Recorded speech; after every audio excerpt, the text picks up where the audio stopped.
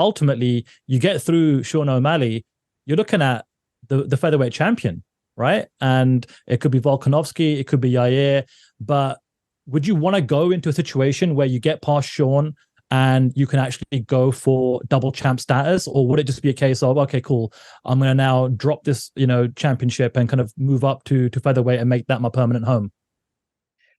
When you put it like that, I guess I kind of gotta see how everything plays out and then go about it like that versus just saying what it is. It's good to have a plan, but at the end of the day, man, when you get in these fights, you just never know what's really going to happen. Ideally, I was looking to fight in September, October. I was hoping September, possibly turn around and fight in December and do something really, really special. But you never know what's going to happen when you get into these fights, man. I'm getting older. I've had about 6 surgeries now. You can hear on the broadcast, these guys keep constantly talking about my neck. Even though my neck, yeah, I still have my neck pains, but I do wish people wouldn't put so much emphasis on that because it almost looks like a crutch, and I don't want a crutch whether I win or lose.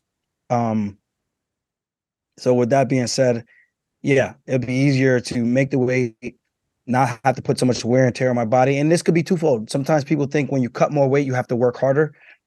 I think it's a little twofold for me where I'm still big enough where I'm going to cut a sizable amount of weight still to get to 145.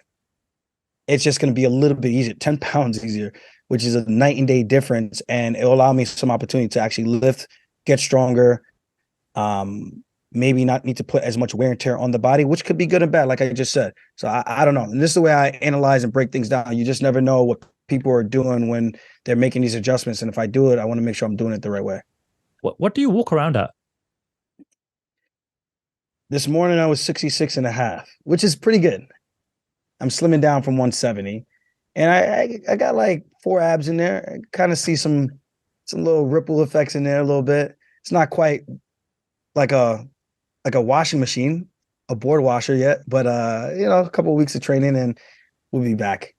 And what do you make of the matchup? Obviously your future is going to be at featherweight, one way or another. So when you look at a matchup between Volk and Yair, how do you kind of break that down? And, would you ideally, down the road, like to have the fight with Volkanovski, who is now arguably the greatest featherweight of all time?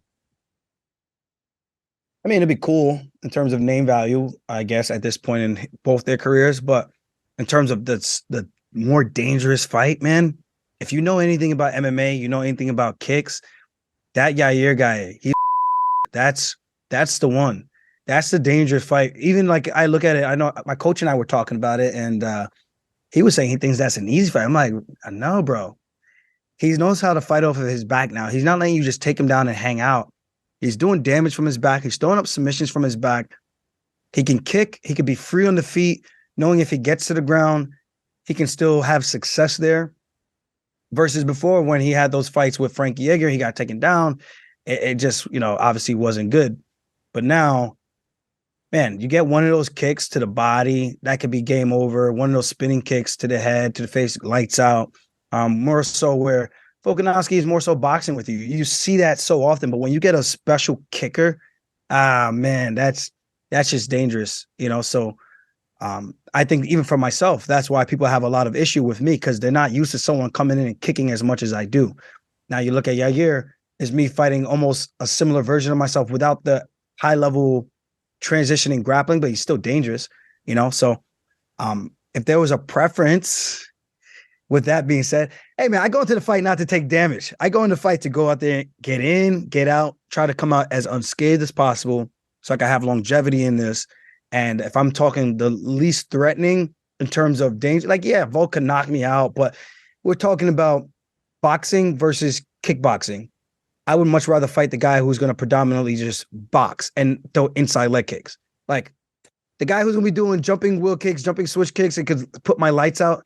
That's the more dangerous and scarier fight versus the other guy where you know what you're kind of getting. It's just he does it at such a high level, which is why he's one of the best. And there's no slight to either one of those guys. It's just, like I said, calling it how I see it. And this is how I got to where I am today because I'm real about my assessments and what I'm looking at. Thanks for watching this episode of Smack Talk with Sandhu. And hey, do me a favor, hit the like button, drop a comment, give me some feedback, let me know what you think. Share the video with your friends. Help me blow this whole thing up. And hey, if you really enjoyed it, subscribe to the channel for more conversations, more interviews, and more amazing video content coming soon.